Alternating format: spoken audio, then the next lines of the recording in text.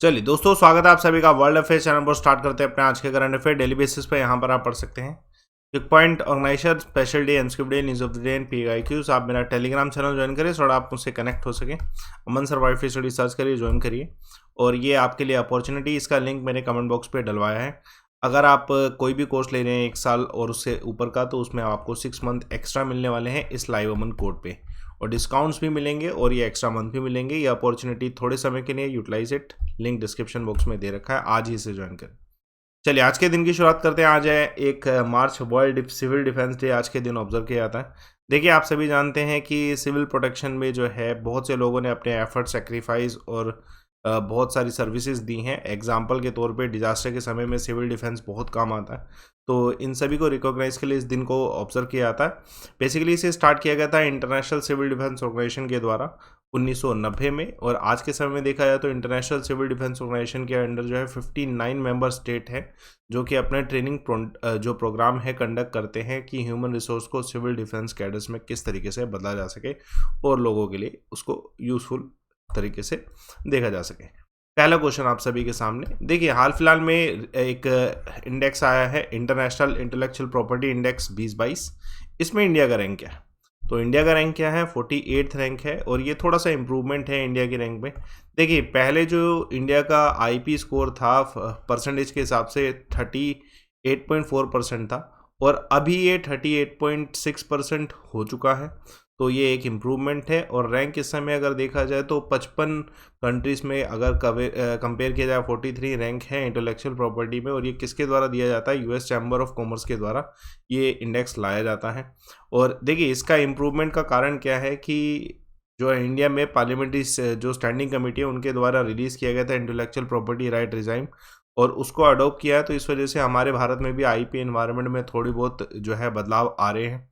तो ये अभी जो एडिशन आया ये 10th एडिशन है, ये भी क्वेश्चन आ सकता है। और इंक्रीमेंट हुआ है इंडिकेटर 32, और जो ग्लोबल इनोवेशन पॉलिसी है उसको भी हम फॉलो कर रहे हैं, और उसकी रिपोर्ट के अनुसार भी देखा जाए तो इंडिया की रैंक जो है बेहतर हो रही है। Let's see the next question. देखिए, हाल फिलहाल में इंडिया की एक वुशु प्लेयर है Sadia Tariq.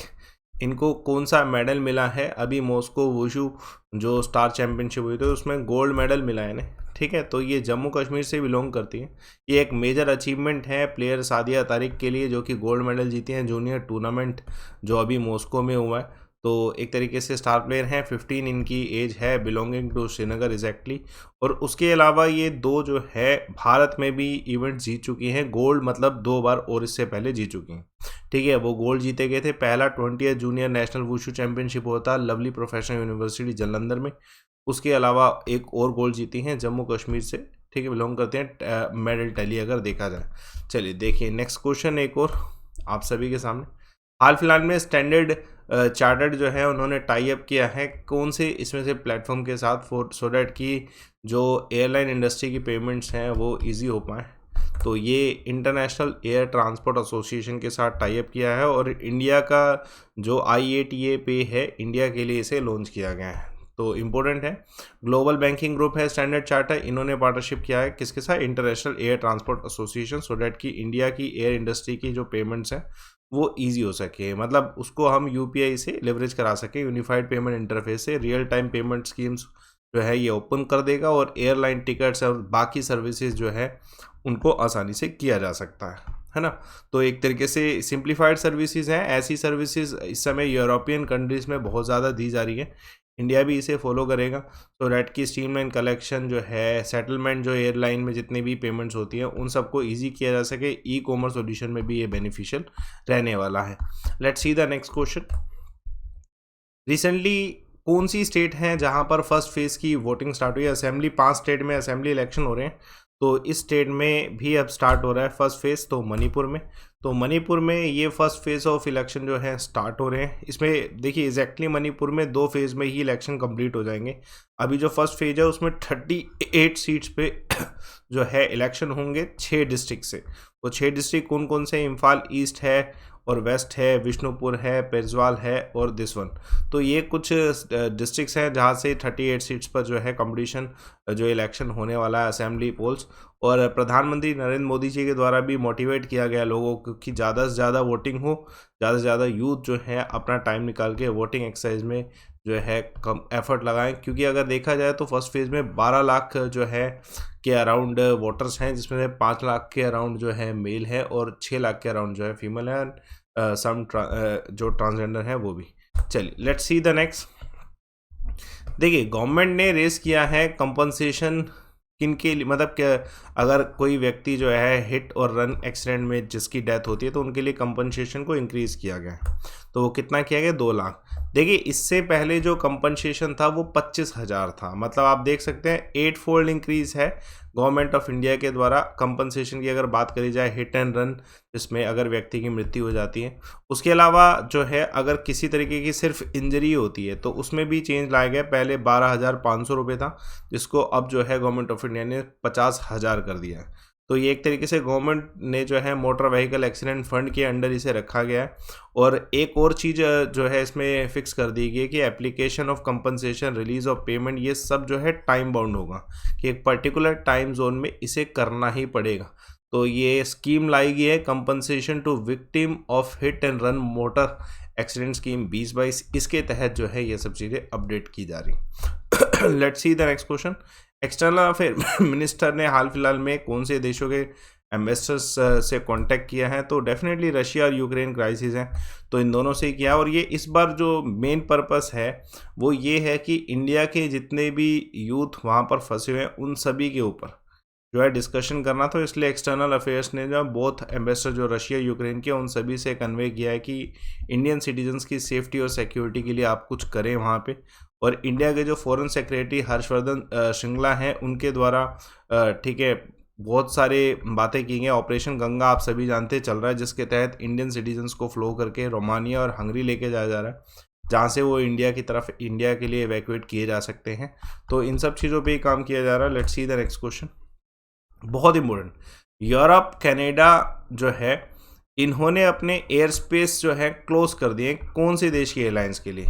It's a condemn of Russia. एक तरीके से हम कह सकते हैं कि रशिया का जो एक्ट है उसी को कंडेम करने के लिए यूरोप और कनाडा ने ये स्टेप उठाया है।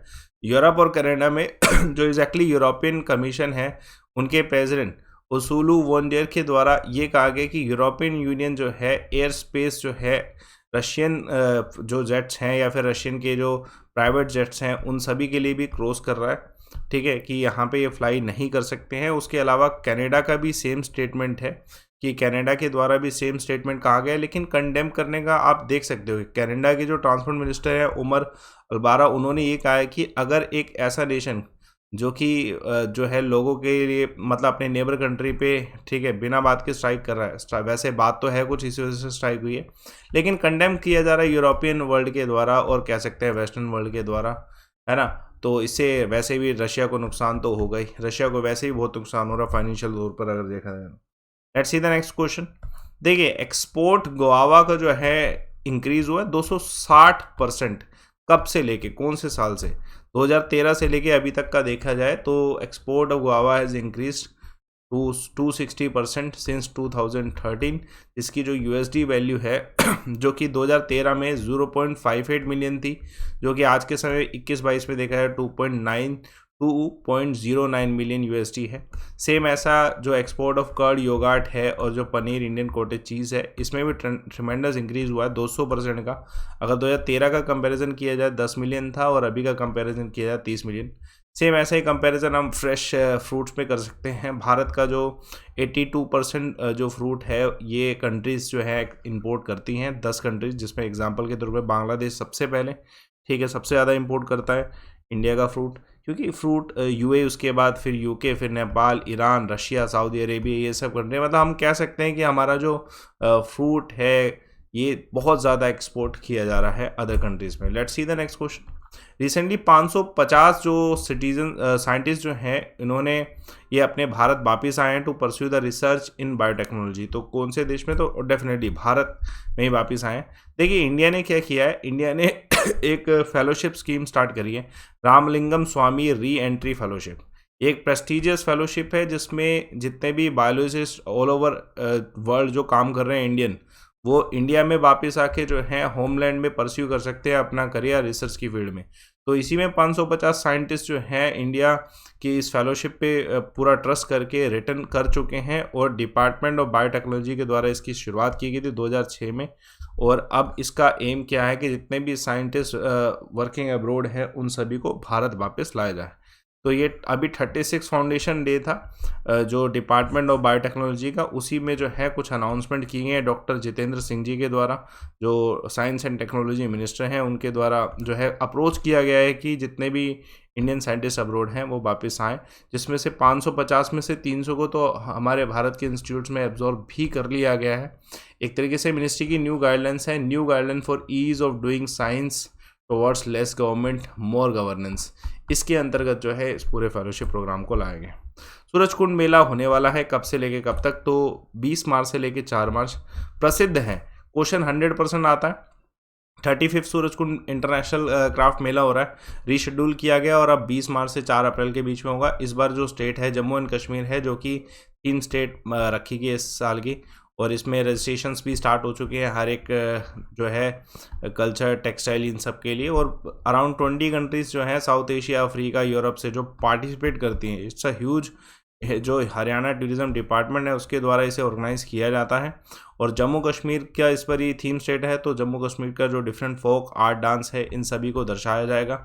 उसके अलावा सूरजकुंड की अगर बात करें तो इसका मतलब होता है लेक ऑफ सन, जो कि बिल्ड किया गया था किंग सूरजपाल के द्वारा, जो कि तोमर डायनेस्टी के थे 10th सेंचुरी में। क्वेश्चन इंपॉर्टेंट है। Let's see the next question. कौन सी कंट्री जो है टेस्ट कर रहा है अपना कैमरा फॉर स्पाई सैटेलाइट, तो ये नॉर्थ कोरिया कर रहा है। देखिए आप सभी जानते हैं कि नॉर्थ कोरिया ही ऐसा कर सकता है। टेस्ट कैमरा जो है इंस्टॉल किए इन्होंने अपने स्पाई सैटेलाइट पे, जो कि यूज़ किया जाएगा। और इसके अलावा जो है इनकी जो नेबर कंट्रीज है उन्होंने भी कुछ जो है ऑब्जर्वेशन देखी है कि कुछ न्यू मिसाइल जो है बैलिस्टिक मिसाइल्स लॉन्च की गई हैं। क्लियर स्टेटमेंट किसी भी की नहीं है कि नॉर्थ कोरिया की है या किसी और की है, लेकिन हाँ ऐसा किया गया। तो बस ये एक छोटा सा अपडेट जो है रखना ज़रूरी है कि किस कंट्री ने स्पाई सैटेलाइट के लिए कैमरा टेस्ट किया। क्विक पॉइंट देखिए आप सभी के सामने, हाल फिलहाल में जो है कौन सी स्टेट ने लॉन्च किया, ओपन एयर क्लासरूम, ठीक है, परे शिक्षालय। तो ये वेस्ट बंगाल के द्वारा किया गया है। गवर्नमेंट ने अलाउ किया है, LIC का IPO आने वाला है, तो उसमें 20% FDI अलाउ किया गवर्नमेंट ने। उसके अलावा जो है विच ऑफ द फॉलोइंग, देखिए आप सभी जानते हैं कि यूक्रेन को इस समय बहुत सारी जगह से हेल्प मिल रही है, तो ऐसा ही सैटेलाइट डाटा का हेल्प जो है स्पेसएक्स की वजह से तरफ से मिला है। एलोन मस्क जो स्टारलिंक आप सभी जानते होंगे। देखिए कल का सवाल था कि कौन सा फिनोमिना जो पार्टिकल नेचर ऑफ लाइट का है, तो शिवानी ठाकुर के द्वारा बिल्कुल सही आंसर, फोटो इलेक्ट्रिक इफेक्ट। आज का सवाल देखिए, कमेंट बॉक्स में बताइए पुनिका जो ग्रेनेटम है ये साइंटिफिक नेम है किसका, डिटेल तरीके से बताइएगा। जितने भी आप देख रहे हैं इन सभी के साइंटिफिक नेम पॉसिबल हो तो। देखिए टेलीग्राम चैनल इसलिए ज्वाइन करें क्योंकि आप मुझसे कनेक्ट होंगे तो आपको सब कुछ अवेलेबल होगा, सारे ऑफर्स, सारी फ्री क्लासेस, PDF कंटेंट। तो ये आप ज़रूर सर्च करें। मैं आपको अश्योरिटी देता हूँ आज जो रात को 8 बजे करंट अफेयर होने वाला है वो आप सभी के लिए बेस्ट कंपाइलेशन होगा फ्री क्लासेस में। टेलीग्राम चैनल ज्वाइन करिएगा, रिपोर्ट एंड विन का ऑप्शन, और ये ऑप्शन यूटिलाइज करिए। बेटा ये लिंक आपको दे रखा है कमेंट बॉक्स पे। ये अपॉर्चुनिटी है, 6 मंथ अगर आपको एक्स्ट्रा मिल रहे हैं तो आप बेसिकली देख सकते हैं कि 3 से 4 हज़ार का कोर्स आपको जो है एक्स्ट्रा मंथ जो है आपको वो मिल रहे हैं। वो लाइव अमन कोड पे थोड़े से समय के लिए अपॉर्चुनिटी है, कोड यूज़ कर लीजिए। डायरेक्टली अनअकैडमी में किसी भी कोर्स में यूज़ करेंगे तो आपको डिस्काउंट्स मिलेंगे, लाइव अमन कोड, ठीक है। तो आप इसको सब्सक्राइब करिए किसी भी एग्जाम में, लेकिन कम से कम समय लीजिएगा क्योंकि ये अपॉर्चुनिटी कम ही समय के लिए लाइव अमन कोड से बेनिफिट होगा। सेशन को लाइक करिए, शेयर करिए, चैनल को सब्सक्राइब करिए। Thanks a lot for watching.